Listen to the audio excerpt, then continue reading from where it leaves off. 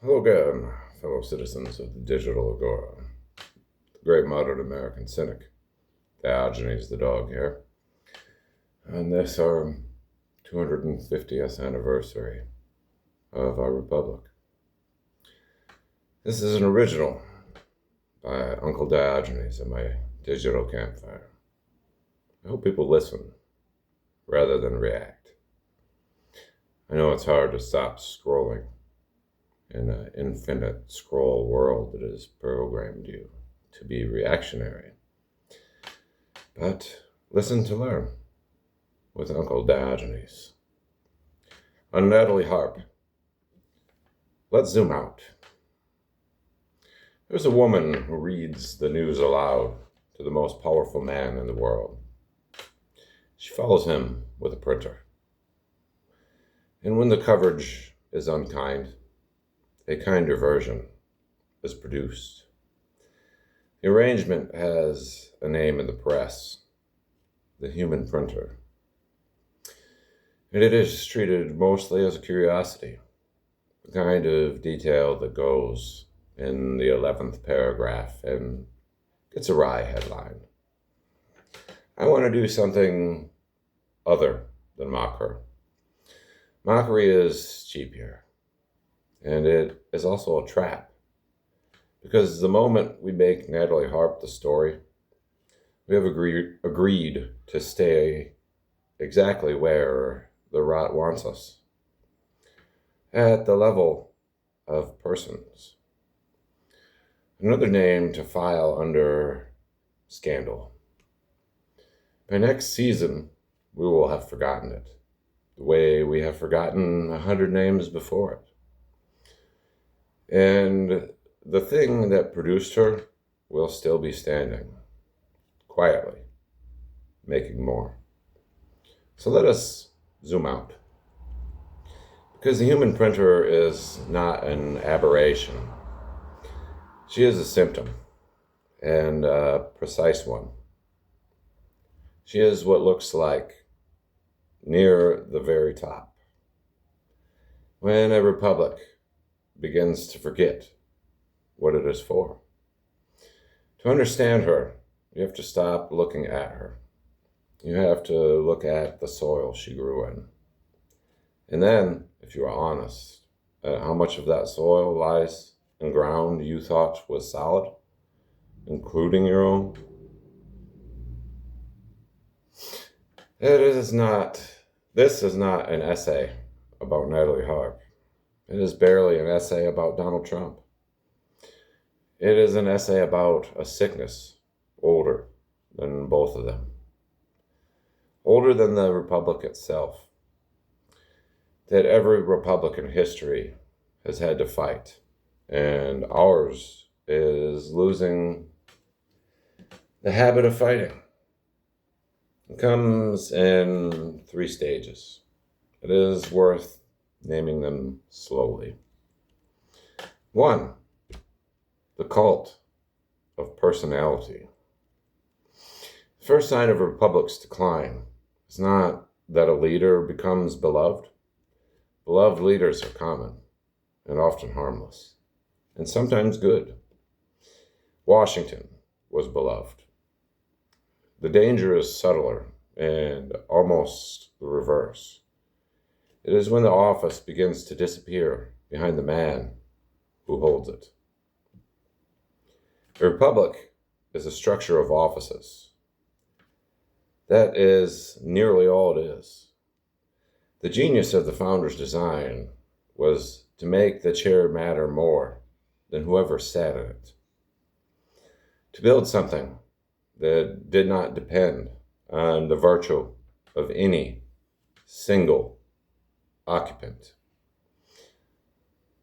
Because they had read enough history to know that virtue is not reliably supplied. Madison's whole architecture assumes the men will be flawed and arranges the future so the structure holds anyways. The president is a temporary steward of power that is not his. He borrows it. He gives it back. The cult of personality is the slow inversion of that. It is the moment the man stops being the temporary holder of permanent office, and the office becomes a temporary expression of a permanent man. The symbols of the Republic grow faint. The image of its steward grows bright. And the surest sign that the inversion has happened is small, almost domestic. It is that someone, somewhere near him, has decided that reality itself should be edited to suit his mood. That the news should be reprinted kinder. That the world should be made to flatter the man, because the man has become the thing the world is for. This temptation is not American, and it is not new. It is as old as power. Rome had it. Every court in history has had it. The founders knew it intimately, which is exactly why they built what they built. Not because they were optimistic about human nature, but because they were pessimist about it and wanted a machine that could survive bad men. We inherited that machine. We did not inherit the memory of why it was built. And a machine whose users have forgotten its purpose is a machine waiting to be repurposed. That is the condition. By itself, it is only a mood, a tilt, a vanity.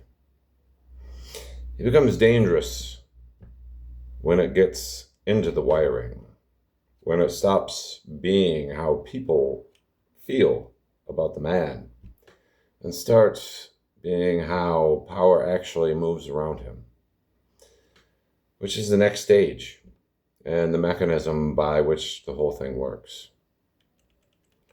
2, the inversion of loyalty. We are told loyalty is a virtue, and it is. But loyalty is not one thing. It is a stack. And the stack has an order. Almost everything depends on the order being right. A citizen of a republic is asked to be loyal in roughly this sequence. First, to the Constitution, the constitutional order, the rules of the game, the master to which even the most powerful answer. Then to the republic itself, the thing that rules exist to protect. Then to the office, the chair, the temporary vessel of a fragment of the public trust. And only last and least, to the office holder, the particular person warming the chair this term. Held in that order, loyalty is the spine of a free people. Every layer is loyal to something larger and more permanent than the man. The advisor who serves the office serves the republic through it. The one who serves the republic serves the Constitution through it. The chain runs upward toward the impersonal, toward the thing that outlasts everyone. The rot does not reverse this order all at once. If it did, someone would notice and refuse. What actually happens is quieter and therefore worse. The layers telescope. They collapse inward, one into the next. Loyalty to the Constitution collapse into loyalty to the Republic. Loyalty to the Republic collapses into loyalty to the office. loyalty to the office collapses into loyalty to the man. And at the end of that collapse, the question an advisor asks himself in the quiet of his own mind has changed completely, without his ever having decided to change it. He no longer asked, "Is this constitutional?" He asks, "Will this please him?" And here is the terrible part. He does not experience this as corruption. He experiences it as devotion. He feels loyalty. He is loyal, in the only sense he has left.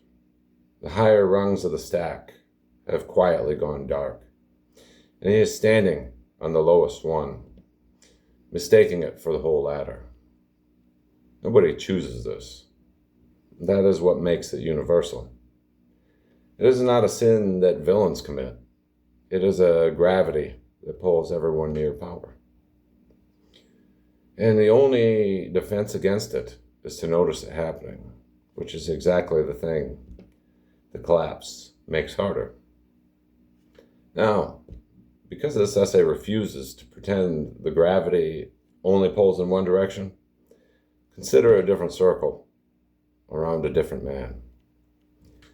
In the last years of the Biden presidency, a ring of people faced a question the Constitution assigns a plan to answer to. Was the man able to discharge the duties of office? Publicly, concerns about the president's capacity grew harder to reconcile with the administration's own account of him.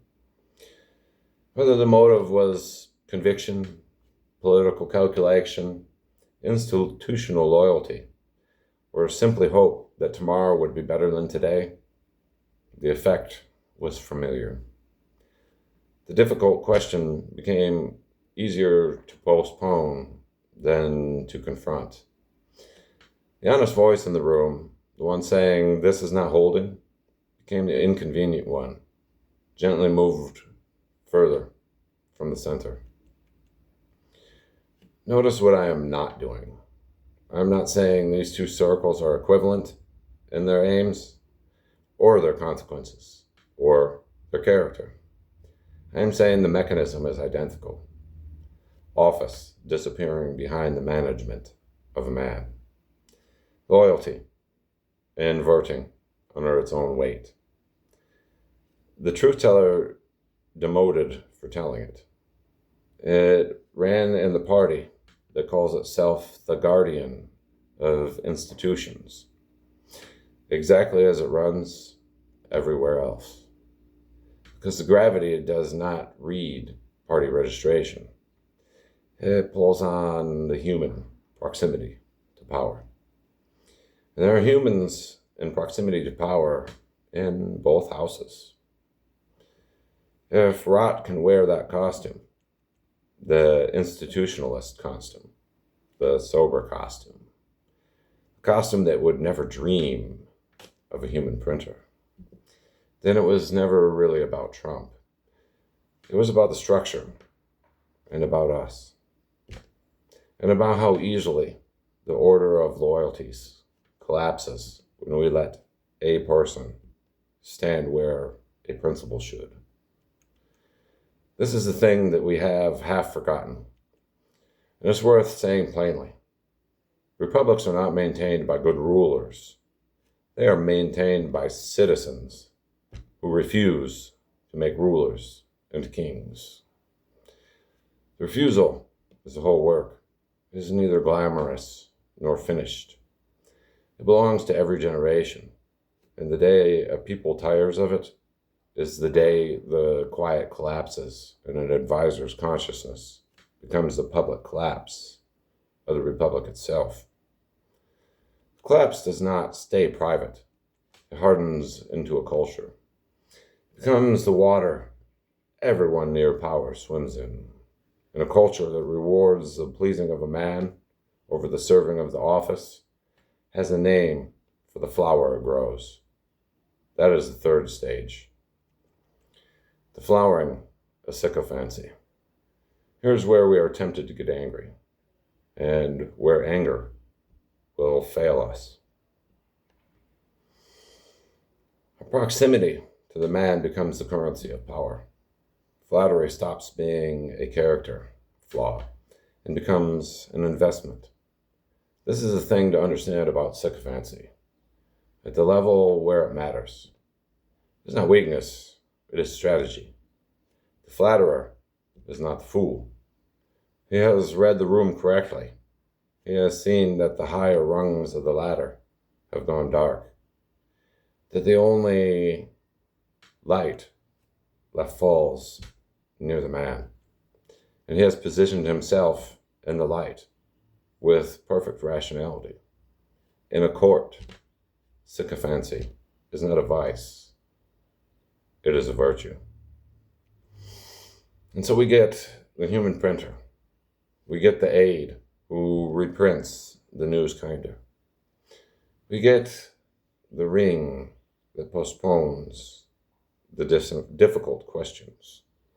We get the CEO who hears no bad numbers until the day the company is bankrupt. This was never only about Washington. It is what happens anywhere a man is allowed to become the thing his people are for. The whole blooming garden of people who have discovered that the way up is not through the work, but through the man, and who make sure he never hears what he does not wish to hear. This is the point at which we usually reach for shears. We name the flatterers, we shame them, we make a list of sycophants, and we hold it up, and we say, there is the problem. There are the people who broke it. It feels righteous. It feels like doing something, and it changes nothing at all.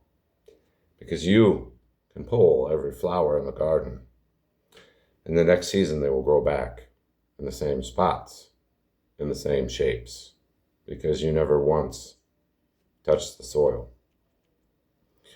That is the whole error of our politics, named in a sentence. We are a nation of furious gardeners, tearing at flowers, astonished each spring that they return. The sycophant is not the disease. The sycophant is what the soil now produces. This is why the culture war cannot save us, even sometimes if it's right. Naming the villains is weeding. It is satisfying, and it is endless, and it leaves the ground exactly as fertile as it found it. The only thing that has ever changed a garden is changing its soil. And the soil of a republic is not its personalities. It is what its people reward.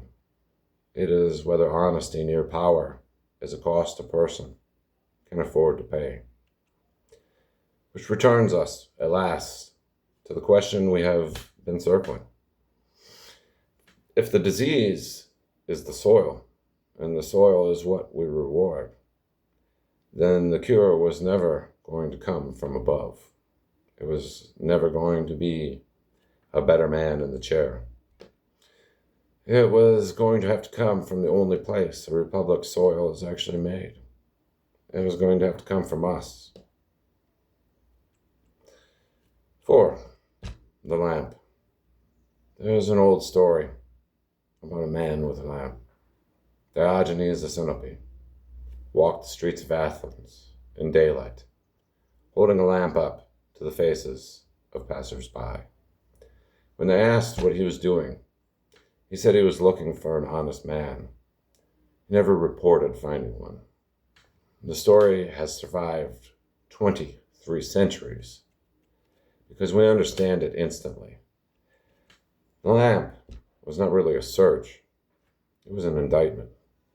He was holding the light up to a city that preferred the dark, even in broad daylight. And the point was the holding. We could carry the same lamp through our own streets, up to our own faces. And I suspect we would be tempted to use it the way he did, looking for the honest ruler, the incorruptible steward, the one good man to set in the chair and trust.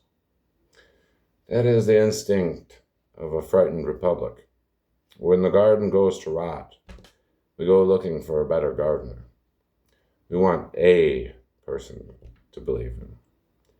But that is the disease, not the cure. The wish for one honest man is the cult of personality, wearing the mask of virtue. The Republic has no use for the one honest man, because it was never supposed to depend upon any one man at all. That was the entire point of the machine the founders built 250 years ago. A structure that did not need great men, because great men cannot be reliably supplied, and a free people cannot afford to wait for them. So if the lamp belongs anywhere now, it is not raised in search of one honest ruler. It is raised in search of honest citizens, and not one of them, not a model, a whole quiet multitude of them, most of whom will never stand near power and do not need to, whose honesty will never be tested by proximity to the light, and is no less essential for that. The Republic does not run on the virtue of the one. It runs on the distributed, unremarkable, uncelebrated honesty of the many. The citizen who refuses to make a ruler into king, who stays suspicious of the leader even he loves, who tends the ground instead of staring at the flowers. That is the strange inversion the lamp reveals on this anniversary. The answer to the cult of personality is not a better personality. It is a people who have stopped needing one. The lamp is not a searching for a hero to save the Republic. It is searching for the moment we no longer wish for one. Because the day we stop waiting to be saved is the day we were sovereign all along. Diogenes carried his lamp in daylight because the honest man was hard to find.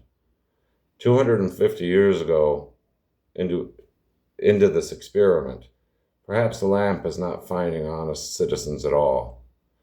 Perhaps it is for reminding us that we were always meant to be them. The citizen is sovereign. The Constitution is master, and every office holder, every last one, the beloved and the reviled, the ones we would die for and the ones we cannot stand, is only ever a temporary steward of a trust that was never theirs, and was always from the first day to this one, ours. I write this on the 4th of July, 250 years in, not because this argument belongs to this day, but because this day is a good time to remember what the argument is for. Faith, family, forward always. Hold your lamp wisely. If you made it this far, considering like, sharing, and subscribing. It's not an endorsement. Keep your algorithm honest. Diogenes of America, out. Happy Independence Day.